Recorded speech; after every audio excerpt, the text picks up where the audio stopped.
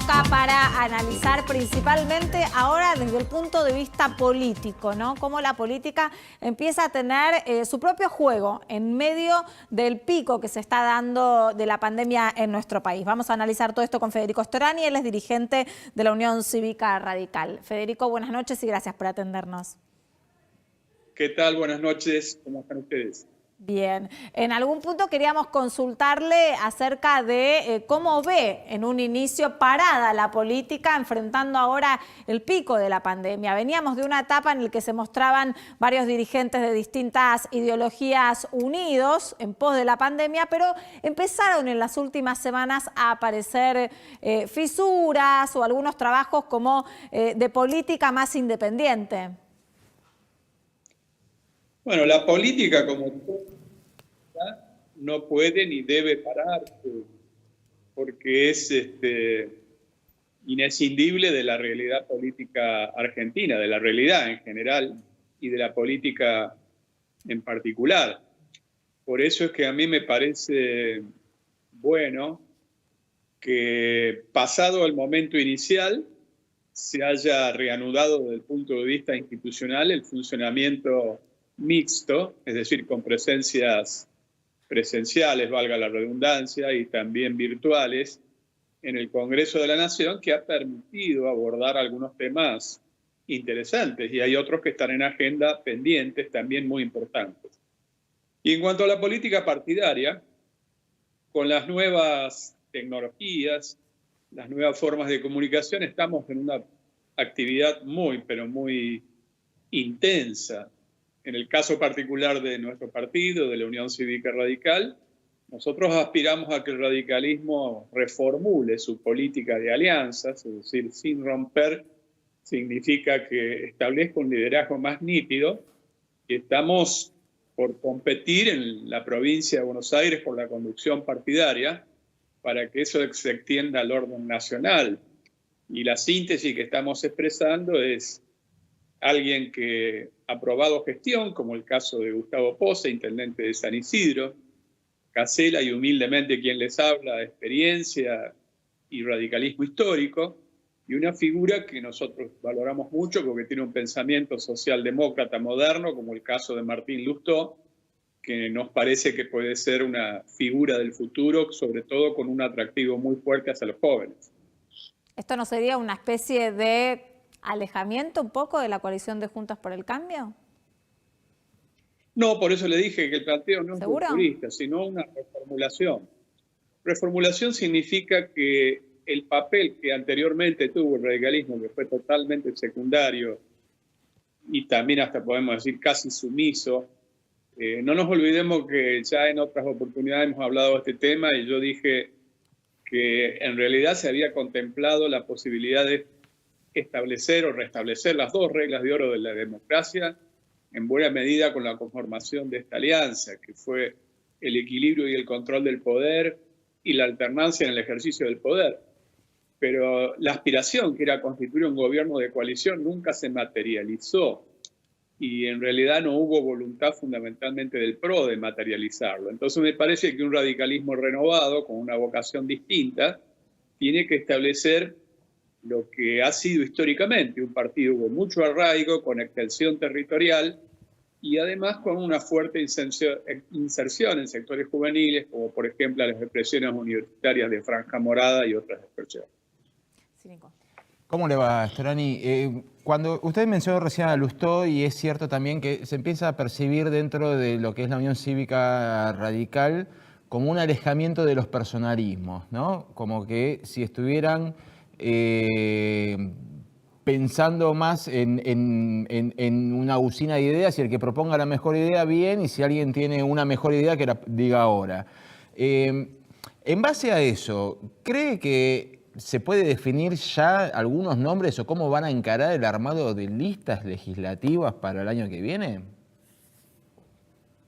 Bueno, contesto a esto último primero. No, todavía es muy prematuro. Pero con respecto a la primera observación, sí, estoy totalmente de acuerdo. Hoy el radicalismo, o en general los partidos, pero en particular el nuestro, están pensando más que en liderazgos personales muy sobresalientes, Obviamente nosotros acostumbrados a liderazgos muy fuertes, como el caso desde Irigoyen en adelante, y el último gran líder fue Raúl Alfonsín.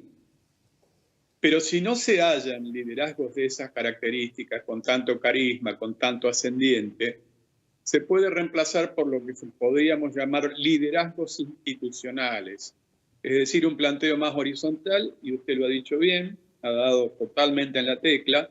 Lo que nosotros planteamos es equilibrar y controlar el poder, plantear alternancia en el ejercicio, pero también generar una alternativa política. Y una alternativa política se hace con mucha propuesta.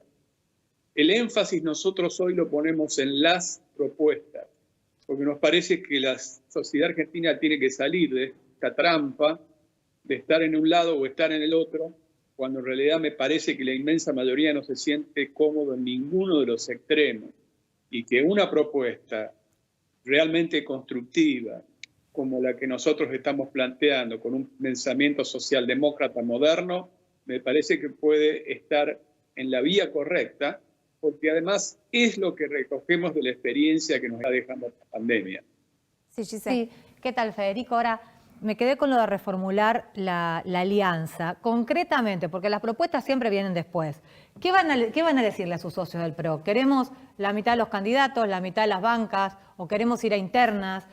¿A qué se refiere con reformular la alianza de cara a la elección del año que viene? Y si en lo personal usted cree que la UCR tiene que seguir con el PRO o no. Bueno, a lo último le digo que sí. Creo que dadas determinadas condiciones yo no hago un planteo rupturista. Y con respecto a lo otro es bastante sencillo. Lo que nosotros planteábamos anteriormente no era simplemente una puja por espacios de poder, que eso puede parecer como una cuestión mezquina. Siempre que se está en política se disputan espacios de poder, pero no es un cargo acá o otro cargo allá.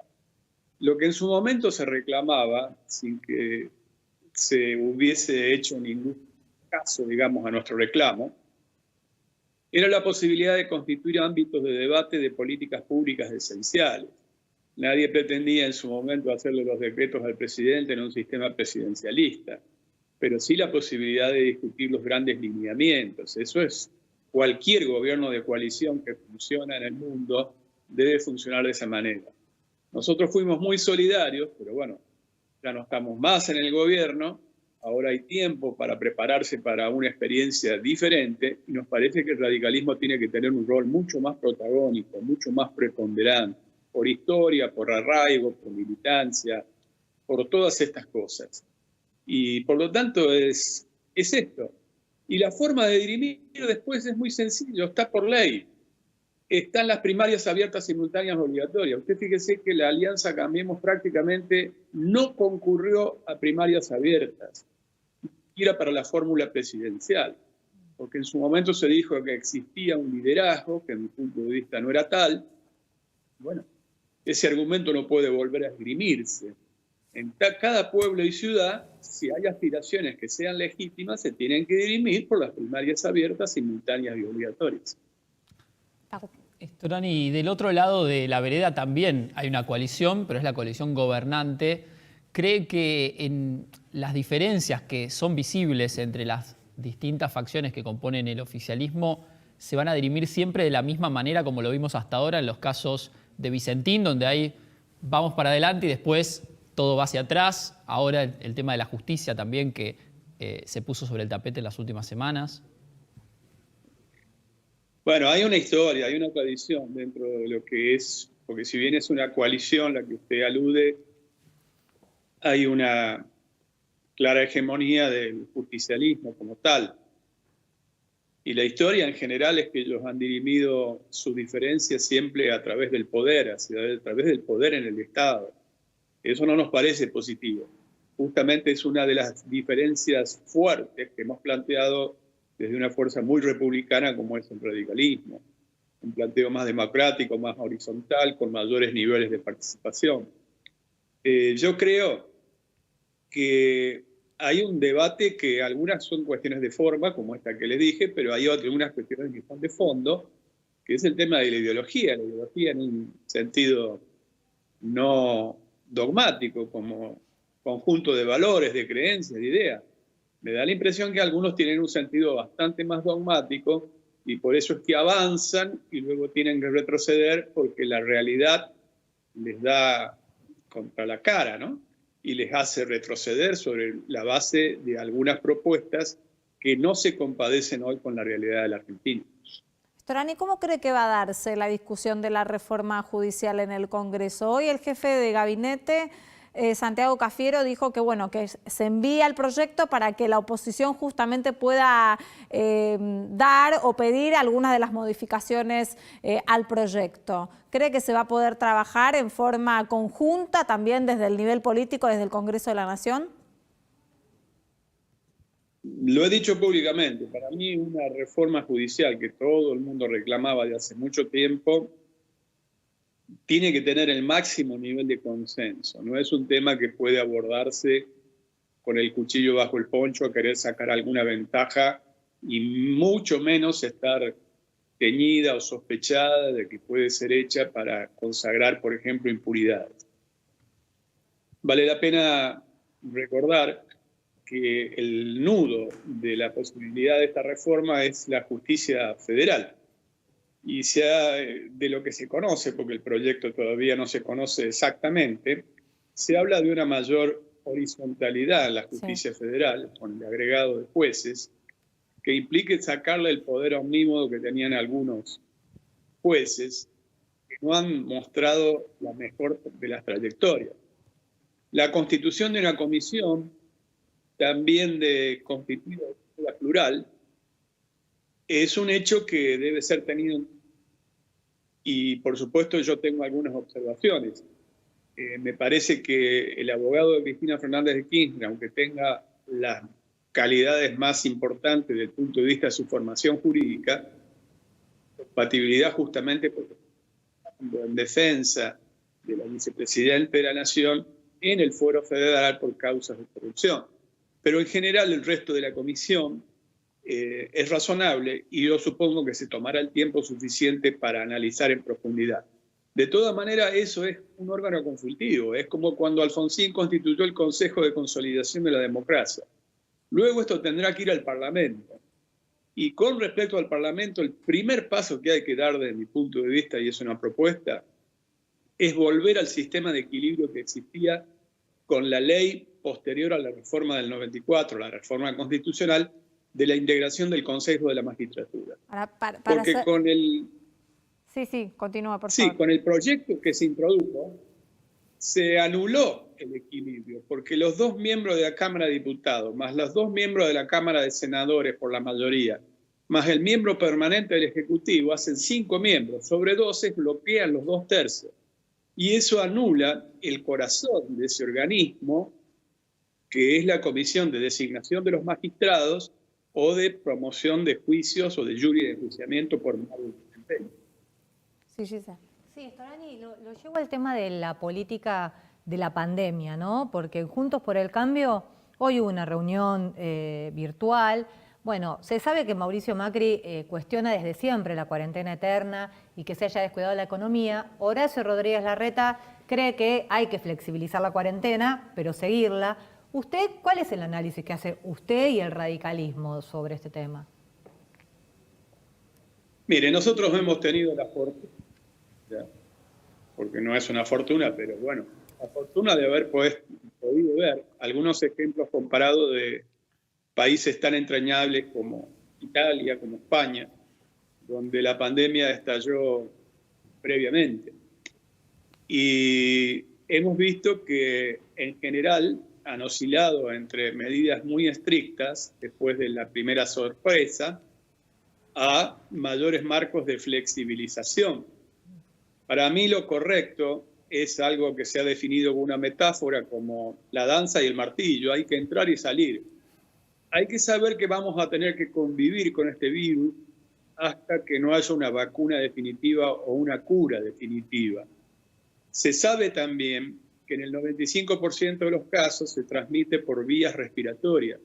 Por lo tanto, observando los protocolos de distanciamiento social y escrupulosamente los protocolos de higiene y de seguridad para que se observen en los comercios, el punto de equilibrio es preservar la salud, pero no afectar la actividad productiva, fundamentalmente industrial, que ha caído abruptamente, y también la comercial. Porque si no, también arrancar se va a convertir en una pesadilla muy difícil de sobrellevar. Por lo tanto, yo creo que hay que buscar una línea de mayor equilibrio, de mayor flexibilización, y que el comité de expertos, muy reconocidos y muy respetables, de insectólogos e epidemiólogos, debería ser ampliado también a otras disciplinas, debería ser interdisciplinario para que tengan una mirada más abarcativa. Storani, otra de las pandemias con las que vamos a convivir sin duda es la económica, por la crisis que ya estamos viviendo y que seguramente se va a agudizar en los próximos meses. Me pregunto si nos tenemos que acostumbrar a un gran estado asistencialista en los próximos años en la Argentina, o usted cree que va a haber una salida en el corto o mediano plazo de esa situación. Bueno, mire, mi tema del punto de vista de mi formación académica es estudiar la historia de fenómenos y aplicarlos con algunas similitudes a la actualidad, ¿no? Y yo veo cierta similitud con la crisis del 29 y 30, que fue reconocida como la Gran Depresión, la crisis financiera. En ese momento hubieron dos caminos a tomar. Uno era el camino de los llamados movimientos nacionales, fuertemente antidemocráticos, como por ejemplo el nacionalsocialismo en Alemania, el fascismo en Italia, lo que desembocó en la Guerra Civil Española después con Franco, del 36 al 39. Pero el otro camino fue el llamado New Deal, es decir, el nuevo trato, que encabezó un extraordinario demócrata como Franklin Roosevelt. Bueno, yo creo que nosotros tenemos que ir a un nuevo trato. Y con esto también le digo que desde el punto de vista económico no hay duda que en este momento no hay otro camino tener una cierta intervención por parte del Estado con planificación indicativa, indicar qué sectores deben ser favorecidos y volcar recursos. Mire, tomemos el ejemplo de la Unión Europea. La Unión Europea está asignando 750.000 millones de euros. 190.000 de los cuales son subsidios no reembolsables. Por supuesto, nosotros no podemos aspirar ni a algo parecido, pero no hay ninguna duda que las políticas más parecidas a las políticas keynesianas, la propia Merkel, que no es una mujer que viene de esa escuela, sin embargo no le tembló el pulso para poner 9.000 millones de euros para mantener su línea de bandera Lufthansa. Por lo tanto, me parece que no hay duda que acá lo que ha mostrado con toda claridad su ineficiencia es el llamado neoliberalismo, o el capitalismo más salvaje, el más individualista. Las experiencias tipo Bolsonaro con Guedes como ministro o la del propio Donald Trump. Me parece que esas experiencias han sido un rotundo fracaso. Ahora, usted apunta a una intervención del Estado necesaria, ¿no? ¿Cuál es el límite? ¿No? ¿Cuál es el límite también para crear un Estado que domine la escena por la necesidad, pero que vaya preparando la Argentina de la pospandemia trabajando en conjunto o entrelazando intereses también con sectores de inversión? Muy acertado, por eso es que muy deliberadamente utilicé la palabra planificación indicativa, porque en su momento se había dejado de lado y se había denostado la cuestión de la planificación. Yo no planteo un intervencionismo total a la vieja usanza, planteo una planificación indicativa, indicar qué sectores puedan entrelazarse entre la sociedad civil, esto es la inversión privada y muchas otras variantes, con la propia acción del Estado, pero planificada, orientada por los escasos recursos que tenemos, ¿hacia dónde? Doy un ejemplo muy práctico. Yo iría hacia un esquema de economía mucho más circular, no solamente porque es mucho más amigable con el medio ambiente, que ha sido tan pero tan castigado en estos últimos 40 años de neoliberalismo por el calentamiento global, que no es el cambio climático, es el calentamiento global, que cada tanto nos van a poner frente a una nueva pandemia, sino porque además son mucho más eficientes desde el punto de vista de la ecuación económica. Esto es lo que, desde mi punto de vista, requiere encontrar mecanismos institucionales para poder acercar estos puntos de vista. Yo veo, y lo dije ya en alguna oportunidad con ustedes también, que es imprescindible poner en marcha un Consejo Económico Social donde se sienten sectores del trabajo, de la producción, de las universidades nacionales, de los diferentes credos religiosos, que vayan alumbrando algunos denominadores comunes que se conviertan en políticas de Estado. No veo otra salida, no creo en salidas providenciales ni mesiánicas. Muchas gracias por atendernos. Cuídese, que tenga usted buenas noches. Bueno, gracias a ustedes y igualmente a todos. Muchísimas gracias y a disposición para otro momento. Muchas gracias. Bueno, arrancó la semana, varias definiciones las que dio estarán, y en esto me quedo un poco pensando en la Argentina que reperfila todo el tiempo. Hay que reperfilar la deuda, ahora hay que reperfilar la coalición, por lo que dijo, ¿no? Hay que tener reperfilar la coalición, reperfilar el rol del Estado, reperfilar después cómo hacer para tener un conjunto entre el Estado y las inversiones. Hay que empezar de nuevo desde cero con el país, me O parece. reperfilar todo el tiempo, en loop. Todo el tiempo en loop, sí. El loop, siempre lo mismo. ya que estamos con la moda en este programa. Chicos, nos vemos mañana. A ustedes nos encontramos también mañana, primero a las 20:30 con las noticias y después a las 22 hacemos Hoy Nos Toca con todo el análisis. Chau.